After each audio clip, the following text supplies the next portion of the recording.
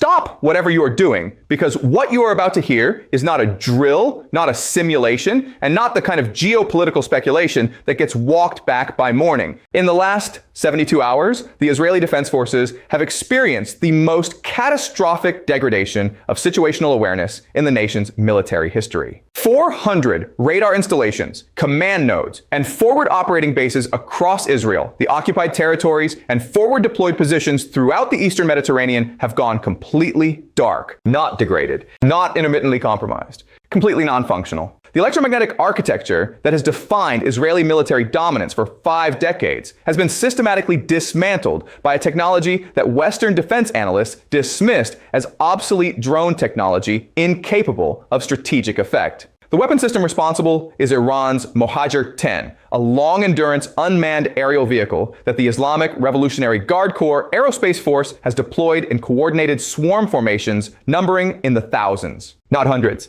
thousands. These are not the individual drone strikes that have characterized Middle Eastern conflicts for the past decade. This is synchronized electromagnetic warfare conducted by autonomous swarm intelligence operating at a scale that has never been witnessed in modern military history. Each Mohajer 10 unit carries advanced electronic warfare payloads, specifically designed to identify, track, and neutralize the precise frequency bands that Israeli early warning radar systems, air defense coordination networks, and tactical communications arrays depend upon for operational functionality. The number of simultaneous radar failures recorded by Western monitoring systems exceeds 400 distinct installations. To understand the magnitude of this figure, consider that Israel's entire integrated air defense architecture comprises approximately 570 major radar and sensor installations when accounting for static early warning systems, mobile tactical radars, Iron Dome, fire control units,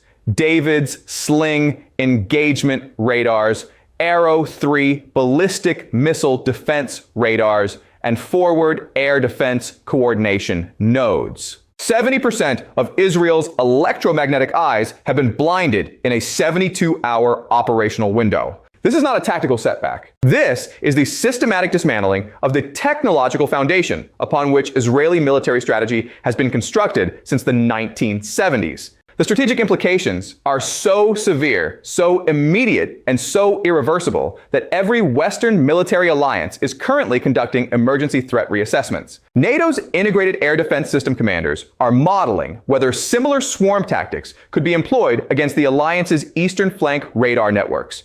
United States Central Command is reassessing whether the carrier strike group air defense bubbles in the Persian Gulf remain viable against swarm-enabled electronic attack. The Royal Saudi Air Defense Forces are running scenario analyses on whether their multi-billion-dollar Patriot and THAAD installations could withstand comparable coordinated drone electronic warfare operations. What Iran has demonstrated is not merely a tactical innovation in unmanned systems employment. What has been proven beyond any analytical doubt is that low-cost, mass-produced drone platforms equipped with sophisticated electronic warfare capabilities can systematically neutralize the radar infrastructure that modern integrated air defense systems require to function. The cost-exchange ratio is devastating. Each Mohajer 10 unit costs approximately $200,000 to manufacture. The average Israeli radar installation, it destroys or disables costs between $12 million and $180 million, depending on system sophistication. Iran has achieved a strategic electromagnetic victory by spending less than $400 million to neutralize Israeli sensor infrastructure worth more than $60 billion.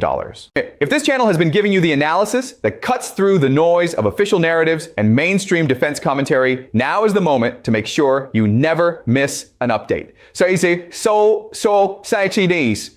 Subscribe, hit the notification bell, and share this video with everyone in your network who is serious about understanding what is actually happening at the sharp edge of global power competition. The information you are about to receive has been systematically excluded from Western media coverage because acknowledging its implications would require admitting that fundamental assumptions about technological military superiority have been rendered obsolete.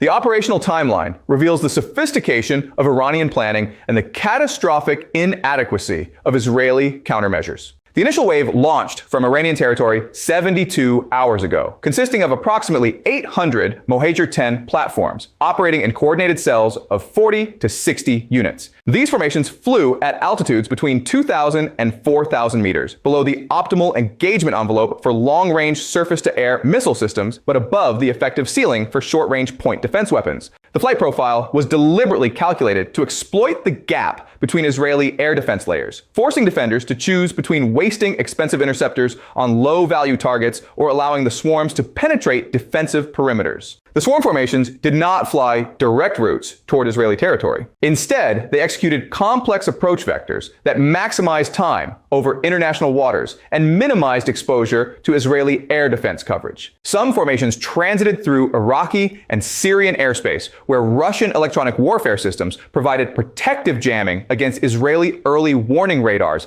attempting to track the approaching threats. Other formations flew maritime routes through the Red Sea and Mediterranean, coordinating their ingress timing to overwhelm coastal radar installations with simultaneous contacts from multiple approach vectors. Israeli F-35 Paivi saw Wati Chai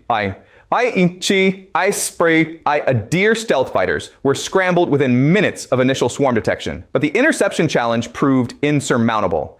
Each fighter can realistically engage 4 to 6 targets during a single combat air patrol before requiring rearming and refueling. Against swarm formations containing hundreds of individual units, even Israel's entire combat air patrol commitment could only attrit a small percentage of the attacking drones before they reached their designated electromagnetic warfare employment zones. The fighters destroyed approximately 120 Mohajer 10 units during the initial engagement window. 680 platforms survived to execute their primary mission. Upon reaching their programmed coordinates, the surviving Mohajer 10 units began systematic electronic attack against Israeli radar installations. The attack pattern reveals advanced swarm intelligence programming. Rather than all units attacking simultaneously, which would allow Israeli electronic warfare specialists to identify and counter the jamming frequencies, the swarms cycled through attack cells in carefully timed sequences. One cell would activate its electronic warfare payloads against a specific radar installation for 90 seconds, overwhelming the system's signal processing capabilities and forcing operators to shut down the radar to prevent permanent damage to sensitive electronics. Before Israeli countermeasures could adapt to the jamming signature, that attack cell would go silent, and a different cell would activate against a different target using different frequencies and modulation patterns. This cycling attack methodology meant that Israeli electronic warfare personnel could never develop effective countermeasures because the threat signature was constantly changing.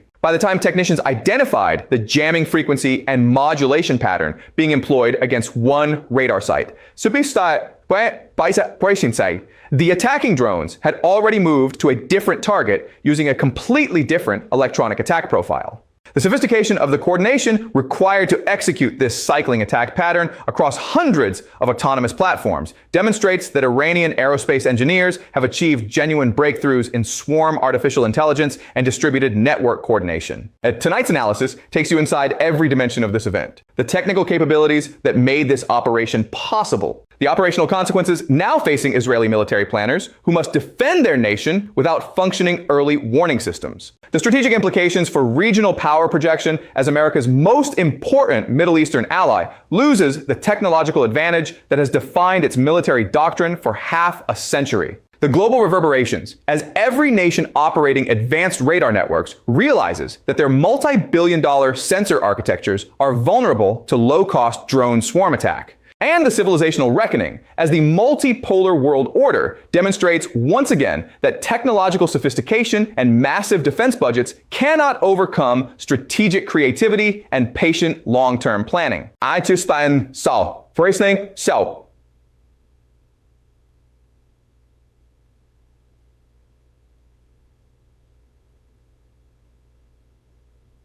Two, technical deep dive. The Mohajer 10 represents the culmination of 4 decades of Iranian unmanned aerial vehicle development, beginning with reverse-engineered American drones captured during the Iran-Iraq War and progressing through indigenous design iterations that have systematically increased range, payload capacity, endurance, and electronic sophistication.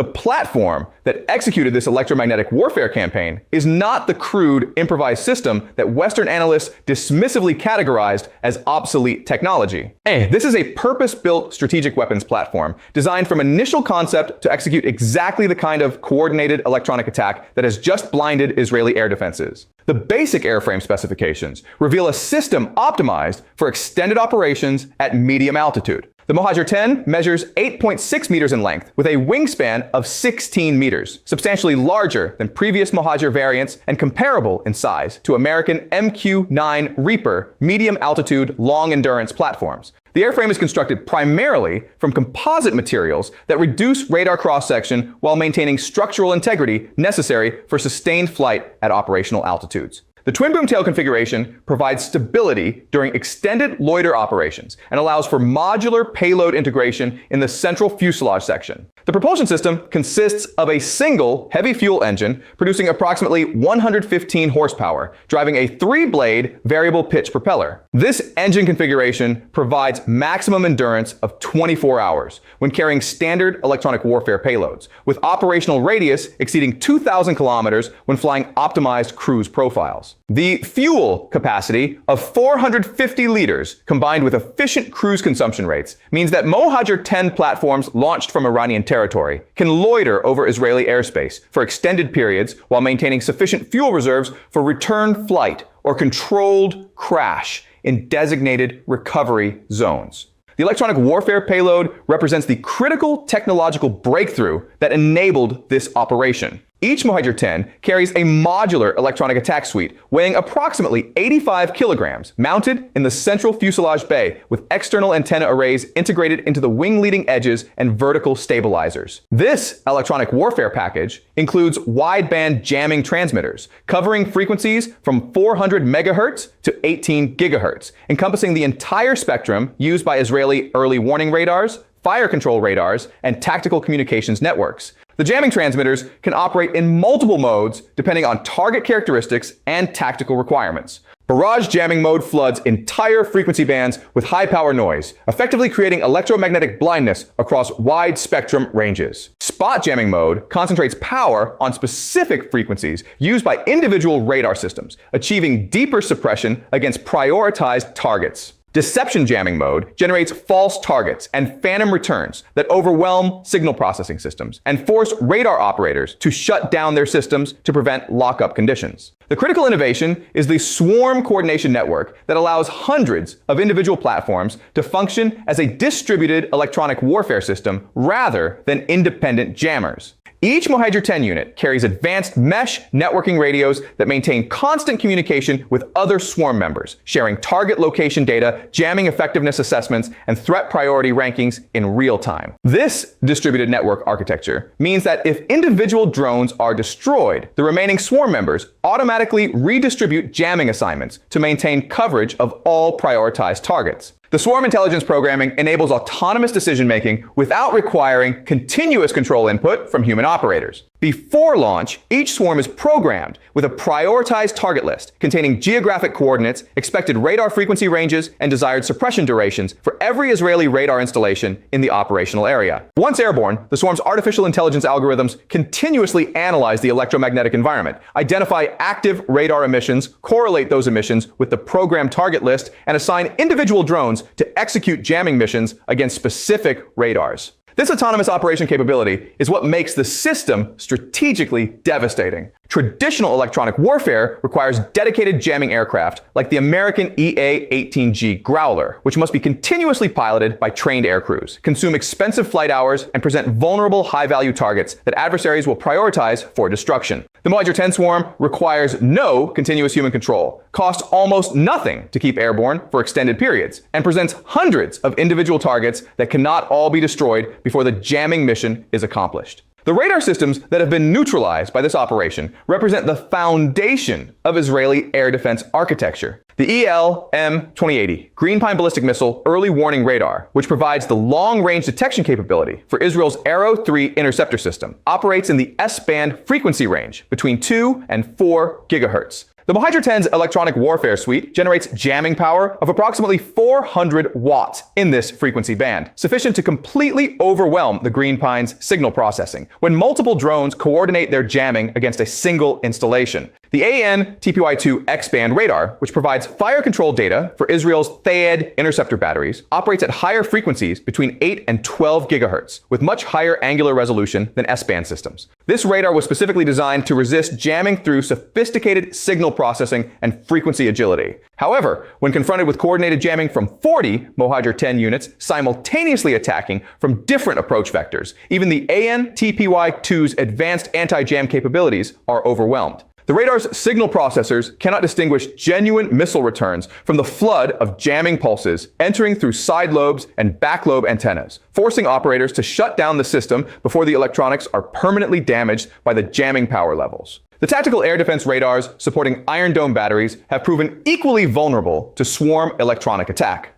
The EL-M2084 multi-mission radar operates in C-band frequencies around 5 to 6 gigahertz, providing the target tracking data that Iron Dome interceptors require to engage incoming rockets and missiles. Under normal conditions, this radar can simultaneously track hundreds of targets and provide fire control data for multiple simultaneous intercepts. When subjected to coordinated jamming by 20 Mohajer 10 platforms, the radar's tracking capability degrades to the point where Iron Dome batteries can no longer generate firing solutions, rendering the interceptor system completely non-functional, even though the physical missiles and launchers remain undamaged. What Israeli air defense operators discovered during the initial hours of this attack is that their entire defensive architecture contains a catastrophic single point of failure. Every interceptor system, regardless of its kinetic capabilities, depends absolutely on radar systems to detect, track, and generate firing solutions for incoming threats. When those radars are jammed or disabled, the interceptors become useless regardless of their speed, maneuverability, or warhead capability. Iran has identified and exploited this fundamental vulnerability by investing not in matching Israeli interceptor technology, but in developing the electronic warfare capabilities necessary to blind the radars those interceptors depend upon. The cost exchange mathematics reveal why this approach represents a genuine strategic revolution. Israel's investment in the Iron Dome system alone exceeds $3 billion, with each Tamir interceptor missile costing approximately $50,000. David's sling batteries cost approximately $300 million per firing unit, with each interceptor costing approximately $1 million. Arrow 3 batteries cost approximately $200 million per unit, with each interceptor costing between $2 and $3 million.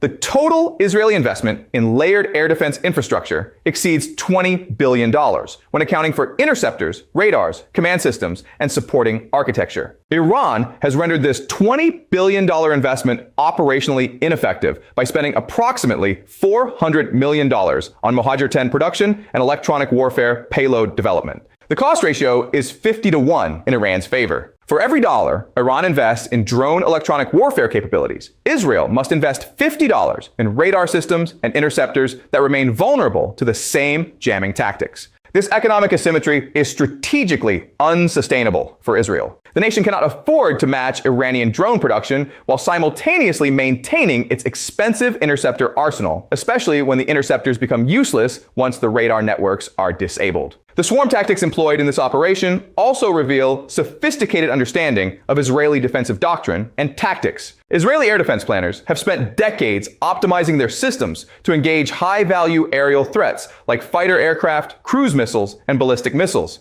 The interceptor inventories, radar processing algorithms, and command decision protocols are all calibrated around the assumption that each engagement will involve relatively small numbers of high-value targets that must be destroyed before they reach Israeli territory. The Mohajer 10 swarm inverts this threat model completely. Instead of small numbers of high-value targets, Israeli defenders face large numbers of low-value targets that cannot all be destroyed with available interceptor inventories. Instead of fast-moving threats requiring immediate engagement, the slow-flying drones can loiter in standoff zones beyond interceptor range until defensive resources are exhausted. Instead of single-axis threats approaching from predictable vectors, the coordinated swarm attacks arrive simultaneously from multiple approach directions, making it impossible to concentrate defensive fires effectively. Israeli fighter pilots attempting to engage these swarms discovered that even advanced air-to-air missiles optimized for fighter combat perform poorly against slow-moving drone targets.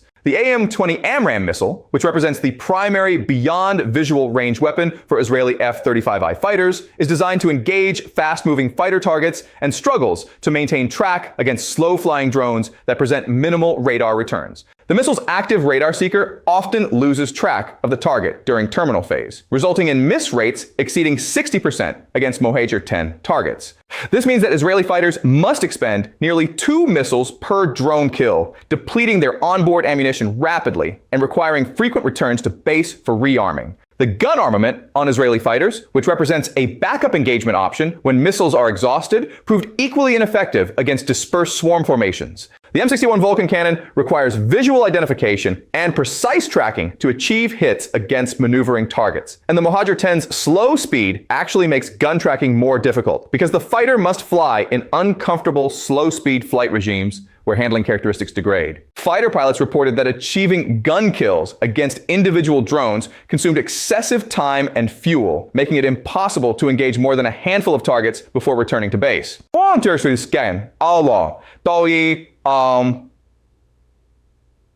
Act 3. Operational consequences. The operational reality now facing Israeli Defense Forces commanders is unprecedented in the nation's military history. Every defensive plan, every offensive operation, every tactical procedure developed over 5 decades of conflict has assumed the availability of functioning radar systems providing continuous situational awareness of airspace, missiles, and hostile aircraft. That fundamental assumption has been invalidated. Israeli forces are now operating in an electromagnetic environment where early warning of aerial attack has been reduced from 15 to 20 minutes of advance notice to potentially 0 warning time, where air defense systems cannot generate firing solutions against incoming threats, and where commanders have lost the comprehensive battlefield awareness that modern military doctrine treats as an absolute prerequisite for effective operations. The immediate tactical consequences affect every branch of Israeli military operations. The fighter squadrons based at Ramat David, Hatzerim, and Nevatim air bases now launch into airspace, where they cannot rely on ground-based radar systems to provide early warning of approaching hostile aircraft. The F-35I Adir's advanced onboard sensors provide some situational awareness, but the effective detection range against conventional fighter aircraft is limited to approximately 150 kilometers under optimal conditions. Syrian, Bas Iraqi,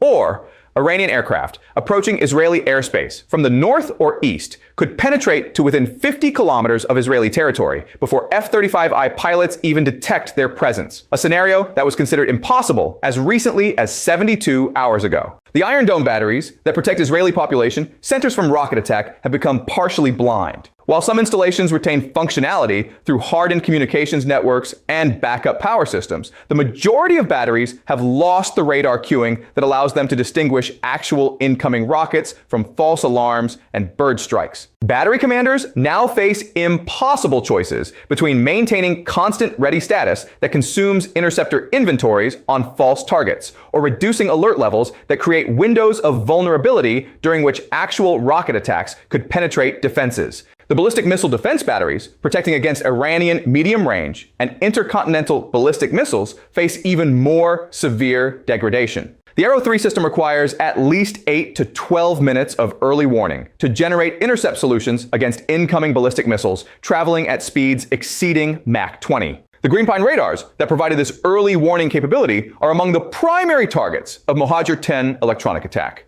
Without functioning early warning, Arrow 3 batteries lose the time necessary to calculate intercept trajectories, meaning that Iranian ballistic missiles launched from Western territory could impact Israeli targets before defensive systems even confirm that an attack is underway. Israeli ground forces operating in Gaza and the West Bank have lost the overhead surveillance and communications relay capabilities that modern combined arms operations require. The tactical drones that provide company and battalion commanders with real-time video feeds of the battlefield ahead of their formations depend on ground control stations and data link relays that are integrated into the same communications networks being jammed by Mohajer 10 platforms. Infantry units are advancing without the overhead reconnaissance that has become standard procedure, reintroducing fog of war and tactical uncertainty that Israeli doctrine has spent decades trying to eliminate through technological superiority. The naval forces operating in the Eastern Mediterranean face comparable degradation of situational awareness.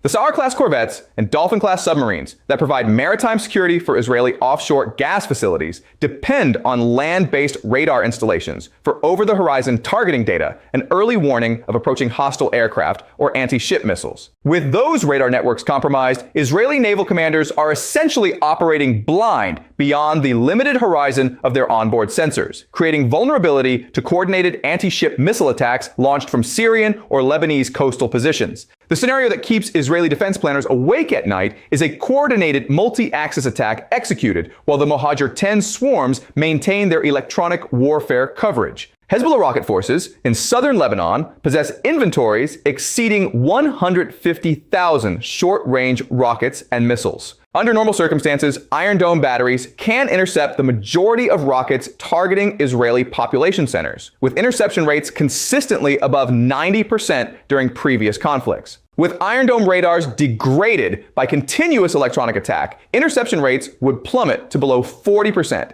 meaning that 60% of launched rockets would impact their targets without being engaged. The mathematical implications are devastating. If Hezbollah launches a coordinated salvo of 5,000 rockets toward Israeli cities, while Mohajer 10 platforms maintain jamming coverage of Iron Dome radars, approximately 3,000 rockets will reach their targets. Israeli civil defense protocols assume that most rockets will be intercepted, with only a small percentage penetrating defenses. The civilian population is not prepared psychologically or physically for sustained bombardment, where the majority of incoming rockets successfully impact.